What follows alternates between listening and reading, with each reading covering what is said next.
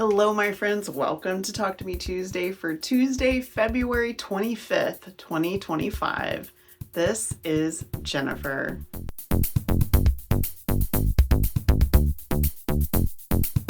I'm really happy to share with you guys. I actually did a few things last week that I found very satisfying. My wrist is continuing to heal. I don't have my wrist brace on right now because it is in the wash. It's real stinky, so I was giving it a wash. I still need it when I type, when I drive, and if I do anything really manipulative with this hand. I still have some swelling here, and I still have a little bit of limited range of motion. So I need to stabilize it so that I don't overextend it. But it is getting better, so I'm very happy about that. I can use all my fingers again, so I will be back to Fandom and stitches this week. I really overestimated my ability to get back to that. I couldn't type with my left hand, so it just kind of made updates impossible. So I'll be back to doing that this week. Very excited, very excited. So last week I mentioned that I was going to be working on Raggedy Rescue for my eldest kiddo. I'm doing a rescue / makeover. So I am turning these Raggedy's into some characters that are very beloved to my eldest child. They're getting cleaned right now, and I have already removed their hair. I need to get some stain remover for a beverage stain, and then I will be moving forward with that. That I'll be recording separately and sharing as a Raggedy Rescue. So I'm really looking forward to that because I haven't done one of those since last year. And you've probably already figured out, since I'm standing in front of my design wall, that I got to do some embroidery last week.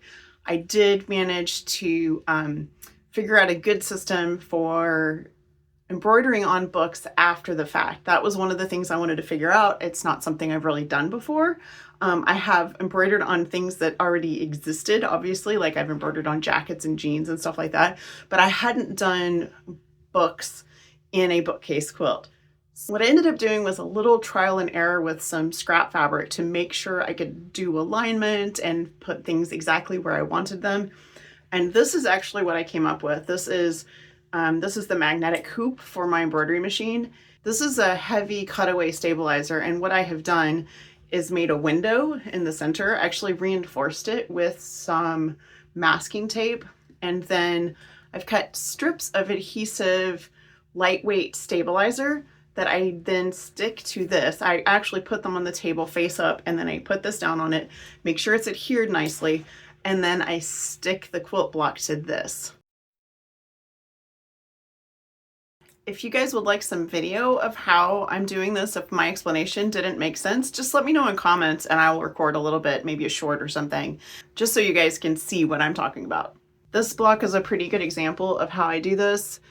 You can see I added the seam allowance there, just with a faint, this is a ceramic pencil line. And then I put an X here so that I know where the center is. And then I just find my center and I go, and this is actually Red Book of West March from Lord of the Rings, which is the name in the canon of what the Lord of the Rings is called. So it's the book that Bilbo, Frodo, and Sam compiled. So yeah, I'm very excited to have this one done. This one was especially important to both my husband and I. I did all of this in Embroidered, and I even drew the one ring in Brilliance, and that's just a little 1-inch ring that I did. It's very simple. I love the way it came out. So I managed to finish the rest of this row, and I did this block. I need to design the rest of the books that need to be made. I don't have those designed yet. So I did everything that I had designed, and then the rest of them is just me putting the titles together in Embroidered so that I can actually put them on the books. So this is the system I came up with. I'm actually working one row at a time, and I put the little flags on. There's one. I put the little flags on the blocks that don't have titles yet. So I'll take down one row and then I'll label each block A, B, C, D. And then what I've done was I've made a list, and this is my Lord of the Rings row. And then we've got, I'm doing it left to right. So that way some of them are left to right, some of them are top to bottom. I've made sure I know which everything is. And then I have, if there's an object on there, I put what it is so that I make sure that it's the correct block. And then I'm measuring the finished size of the books. So for example, this is the B block in the Lord of the Rings row, and it's top to bottom. And the top book is 1.5 by 8.5 finished, so I know I can put a title in it that is more or less that size. Then what I'm doing, this is how I did the Lovecraft and Dresden row. Then what I'm doing is I'm going through my list of books, I'm making the titles, and when I get it in the design software, I find the thing on my list that is the closest fit size-wise, and then I just pencil in, I move on to the next thing. And so that worked really great for this row, and I've started working on this one, and it's methodical, and that's how I work. So last week I finished this block, I finished this block, and I finished this block. I think I also finished this block down on the end.